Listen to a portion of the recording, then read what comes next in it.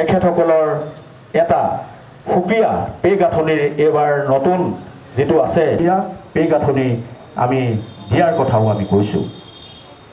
আউটসোৰ্স কৰ্মচাৰীসকল বহুত ইয়াত আছে আৰু ইতিমধ্যে সন্থাই যে এইবাৰ আপোনালোকৰ যি আন্দোলনৰ সম্পূৰ্ণ সহযোগিতা কৰিম। আউটসোৰ্স কৰ্মচাৰীসকলে ক'তো যোৱাৰ এতিয়া তেখেতসকলৰ ব্যৱস্থা নাই, সুবিধা নাই। গতিকে তেখেতসকলক কি কৰা, ইমান দিন কাম কৰাৰ পাছত 5 বছৰ 10 বছৰ এনেকুৱা কৰি লৈ তেওঁ 15,000 14,000 17,000 টকা দৰমহা দিয়াৰ ব্যৱস্থা কৰিছে। কিন্তু আজিৰ ডেটত 15,000 টকা বা 17,000 টকাত এটা পৰিয়াল আছে। তেখেতসকলৰ চাকৰি বহুত দাবী আছে আমাৰ। গতিকে মই যিকেইজন বিষয়ববী আছে আপোনালোকক ক'ব, মই খালি আপোনালোকৰ প্ৰতি এটাই অনুৰোধ, আপোনালোকে ওপৰত বিশ্বাস ৰাখক। আমাৰ সদস্যই আমাৰ কেন্দ্ৰীয় কমিটিক আপোনালোকে সহযোগিতা কৰক। আমাৰ কৰ্মপ্ৰাপ্তি আমি যিখিনি আমি পাবই লাগে তাৰ কাৰণে আমি যুঁজ দিবলৈ আৰু আপোনালোকৰ সকলোৰে সহযোগিতাত। চাওক, আমি পোনপ্ৰথমতে আমাৰ উপৰোক্ত মানে উপসভাপতি মহোদয় আপোনালোকক কৈ গ'ল যে আমি আন্দোলনৰ পক্ষপাতি কোনোদিন নহয়, কিয়নো আমি এইটো আমাৰ নিজৰ মাতৃ উদ্যোগ। আমাক বাধ্য কৰাইছে মেনেজমেণ্টে আন্দোলন কৰিবৰ কাৰণে। এতিয়া মুখ্যমন্ত্ৰী মহোদয়ক আমি এইটোৱে ক'ব বিচাৰোঁ যে আমি বহুল আমাৰ মেনেজমেণ্টৰ লগত আলোচনা কৰি আহিছিলোঁ, কিন্তু এই আলোচনাত আমি ফলপ্ৰসূ হোৱা নাই। মুখ্যমন্ত্ৰী মহোদয়ক আমি বিনম্ৰতাৰে অনুৰোধ কৰিব বিচাৰোঁ যে মুখ্যমন্ত্ৰী মহোদয়, আপুনি আমাৰ এই কৰ্মচাৰীসকলৰ সমস্যা বুজিব আৰু আপুনি আমাৰ এই সমস্যা লৈ পেলাই আপুনি এলানি আলোচনাৰ আমাৰ লগত বহক, আমি যাতে আগন্তুক দিনত এই মাতৃ উদ্যোগটো আৰু সুৰক্ষা দিব পাৰোঁ আৰু আগুৱাই লৈ যাব পাৰোঁ। আৰু বাকীখিনি আমি আপোনালোকে জানে যে আমাৰ এইটো উদ্যোগ হ'ল আমাৰ কি হৈছে গ্ৰাহকৰ উদ্যোগ। গ্ৰাহকৰ পৰা আমি ধন সংগ্ৰহ কৰি আমি এই উদ্যোগটো বচাওঁ।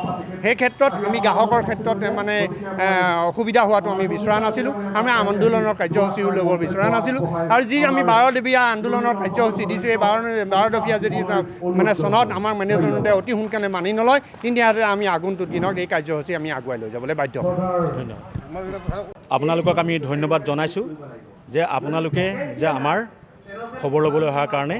যে চাওক, Assam state power workers union কোনো কাৰণে আন্দোলনৰ পক্ষপাতি নহয়। আমাক আন্দোলন কৰিবলৈ বাধ্য কৰা হৈছে।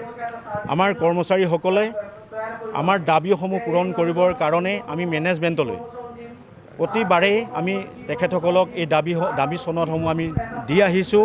বহুবাৰ আমাৰ তেখেতসকলৰ লগত আলোচনা হৈছে, কিন্তু আমাৰ মেইন মূল দাবী হৈ পৰি আছে। সেয়েহে আমি আজি আন্দোলনৰ কাৰ্যসূচী ল'বলৈ বাধ্য হৈছোঁ যে আজি 18 তাৰিখ আমাৰ 11 বজাৰ পৰা 1 বজালৈ প্ৰথম কাৰ্যসূচী 2 ঘণ্টীয়া ধৰ্মগত কাৰ্যসূচী বৰ্তমান আৰম্ভ হৈছে। আৰু আমাৰ দাবীসমূহ হ'ল যে আমাৰ তৃতীয় আৰু চতুৰ্থ বৰ্গৰ কৰ্মচাৰীসকলৰ পদোন্নতিবোৰ আদায় দিয়াৰ ব্যৱস্থা কৰিব লাগে।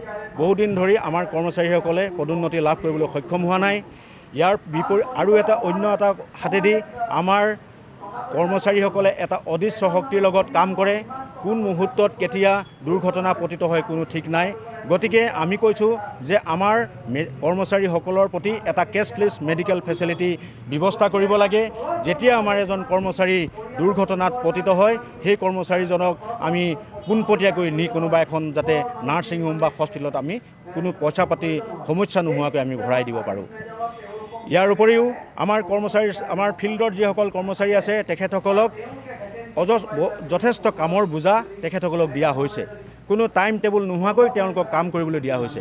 গতিকে আমি কৈছোঁ যে ছাৰ্ভিচ ৰেগুলেশ্যন আৰু ছাৰ্ভিচ মেনুৱেল প্ৰস্তুত কৰিব লাগে ইতিমধ্যে।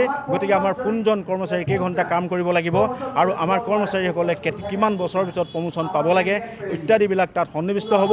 গতিকে আমি ছাৰ্ভিচ মেনুৱেল বনোৱাৰ ব্যৱস্থা কৰিবলৈ কৈছোঁ। ইয়াৰ উপৰিও আমাৰ 11/30 আমি কণ্ট্ৰলসমূহ আমাৰ ব্যক্তিগত কোম্পানী বা ব্যক্তিগত ঠিকাদাৰৰ পৰা আমাৰ APDCL হাতলৈ ঘূৰাই অনাৰ কথা কৈছোঁ। আমাৰ SBOসকল যথেষ্ট আমাৰ প্ৰমোশ্যন পাবলৈ বাকী আছে। 2015 চনৰ পৰা তেওঁলোকে প্ৰমোশ্যন পোৱা নাই।